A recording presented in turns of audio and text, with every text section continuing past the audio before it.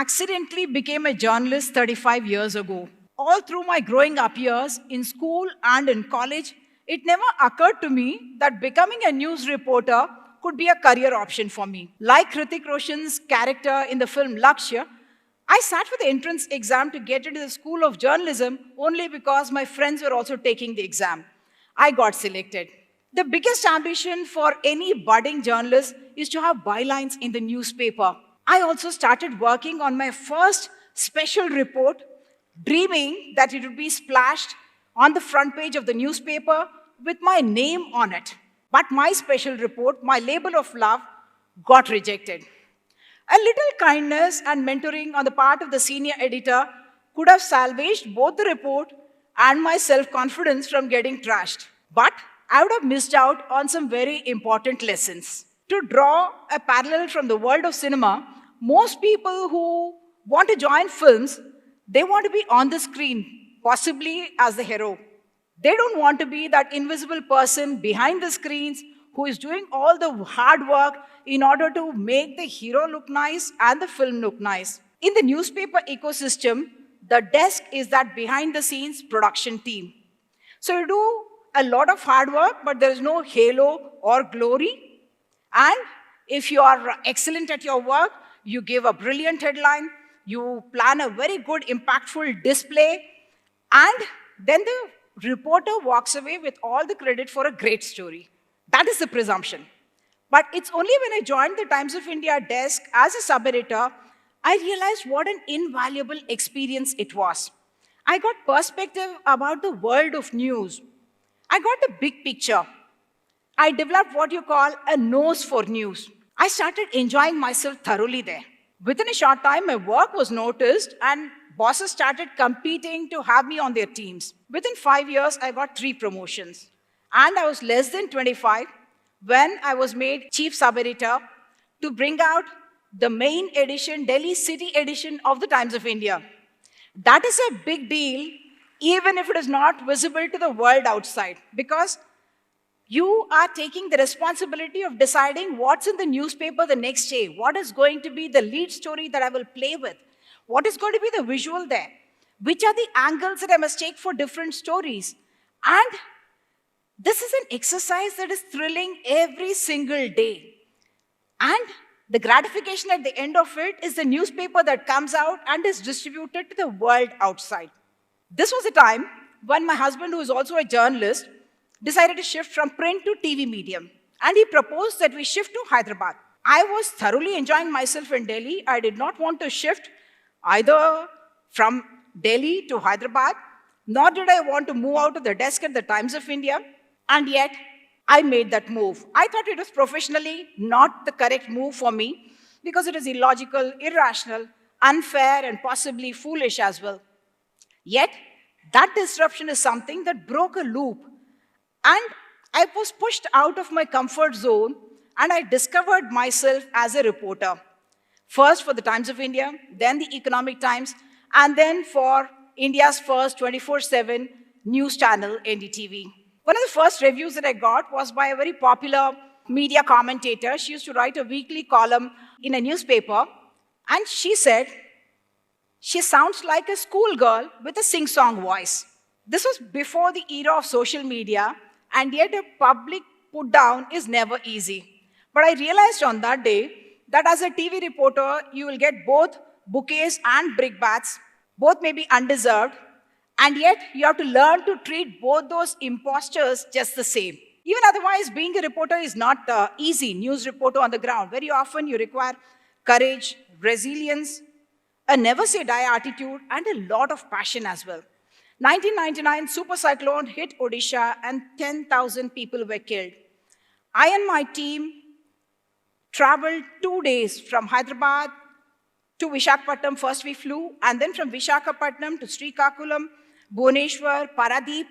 We took 2 days there, traveling there with no proper food, no proper water, and also only just an extra can of fuel, not even an extra vehicle. The roads had disappeared in many places. The trees were uprooted. Actually, 60% of the trees were uprooted.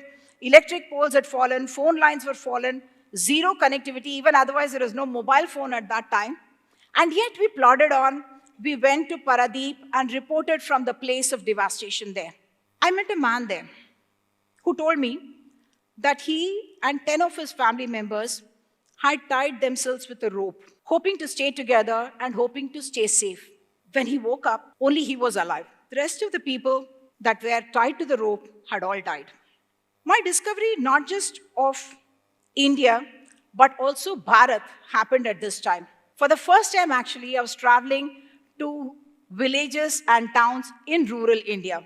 The news routine for any story is you do the where, what, when, why, who, and how.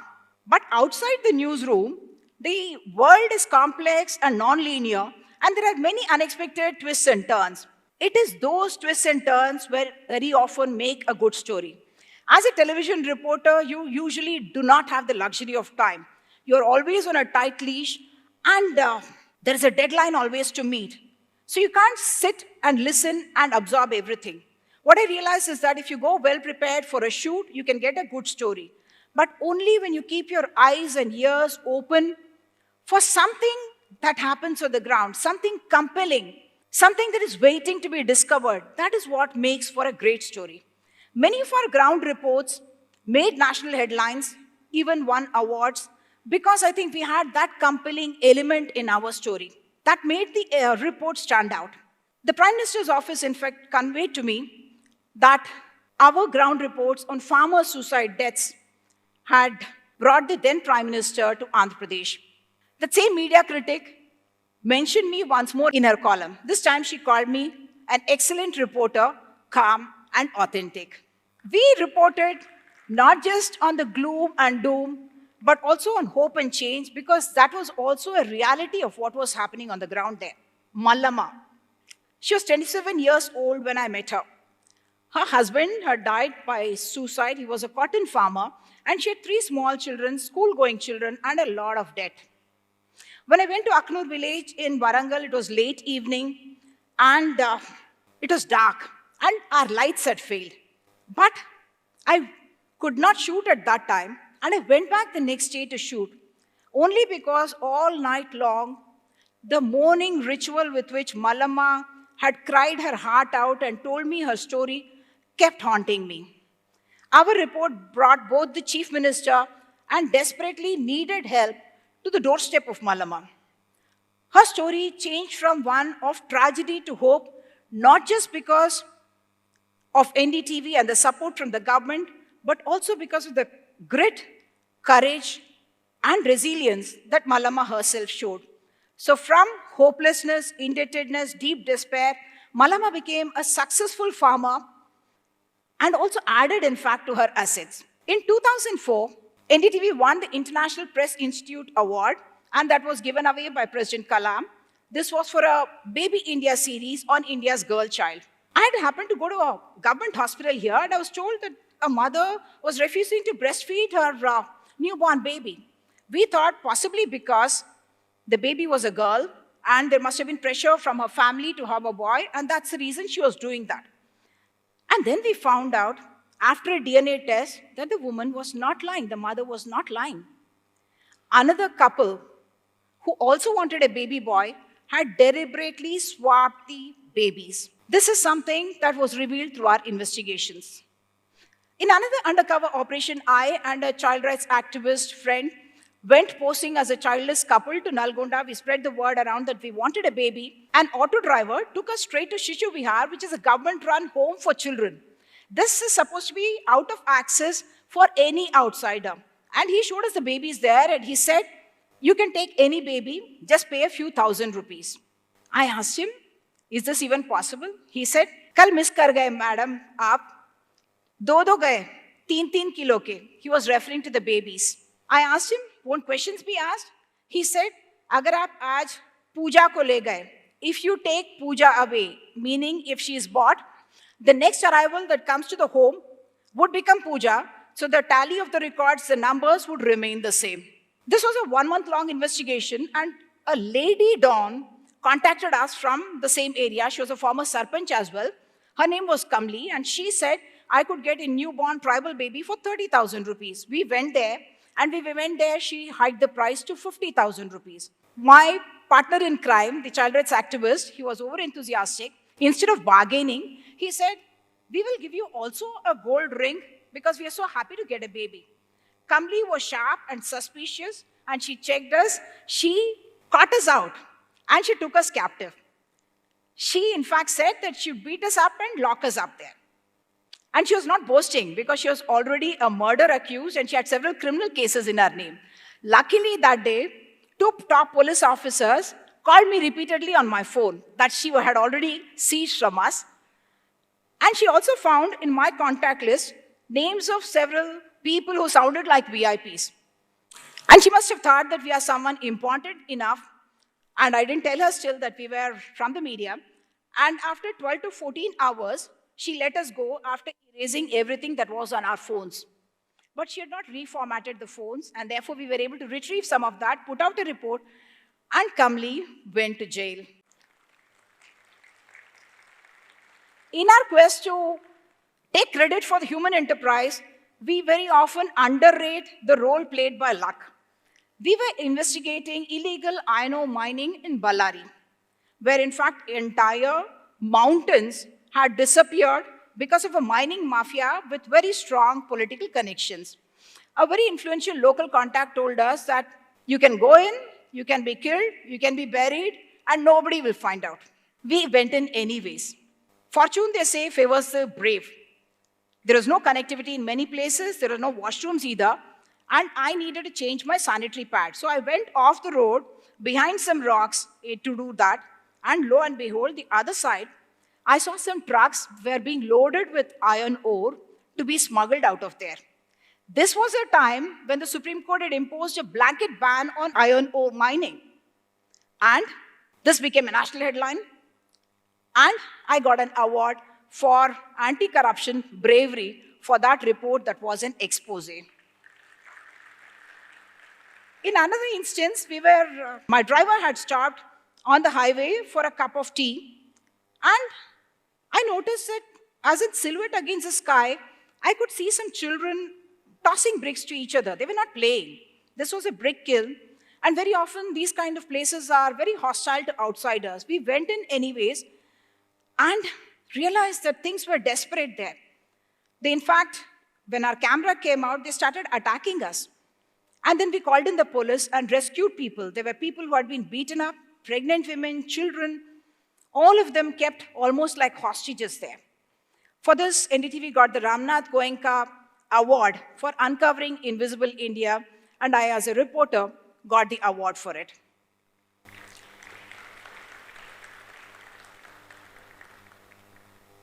Sometimes, it is the magical loop of the response of the people that makes any story worthwhile, all the effort that goes into the story. One day we were coming on the highway and we saw a very frail young girl walking a very long distance home. She had worked all day in the cotton farm in order to be able to earn 100 rupees so that she could pay for her bus pass. Her father had died by suicide, another farmer, just about a month ago, and Swapna and her brother Suresh were on the verge of dropping out of school and college. After a report, the magical power of TV and the generosity and kindness of unknown viewers, the family got 64 lakh rupees within 3 to 4 days. Not only were their debts gone, but Swapna is now a teacher and she's on a mission, she says, to help other children realize their dreams as well. And Suresh, her brother, is now a computer graduate with a degree in electronics and communications engineering. Sometimes you get credit that is a little more than what is due also, you feel. I met a couple by chance, and they told me that during the 2007 terror blast in Hyderabad, at the Gokul Chat site, they had found a small girl, and they took her home. After some people found out that she probably belonged to another community, and they were a Hindu family, there were attacks and there were police cases. Papalal, in fact, went to jail. He got arrested when Jayashree, his wife, was pregnant. I did a series of stories on how religion triumphs over humanity, and when the baby was born, they felt probably so reassured with the support that that baby got named after me as Umanath. Sometimes you realize that the returns for a story are so much more overwhelming than getting either money, name, or fame. Last night, I tweeted on X about an elected representative not just participating, but overseeing the marriage of a 14-year-old girl in Gadwal, Telangana. We have rescued dozens of young girls, along with the police, of course, and the child welfare authorities, from child marriage. She was in the 9th class when her marriage was fixed, and she reached out for help. We contacted the police, child welfare authorities, and we stopped the marriage. A week afterwards, her father died by suicide. Sandhya subsequently got support from NDTV viewers as well as from the government, and the next year she topped her school in the 10th class exam. Not just that, she topped the school even in the class 12 exam. I interviewed her even after that. And I asked her, didn't you feel guilty that that your father died because you refused to get married? She told me an emphatic no. This is what my father would have wanted. He wanted a better life for me. And wherever he is, he would be very proud of me. Sandhya's ethical clarity, I think, resonates lessons for all of us. It reminds me of the serenity prayer. The serenity to accept the things that you cannot change. Courage to change the things that you can, and the wisdom to know the difference. Thank you.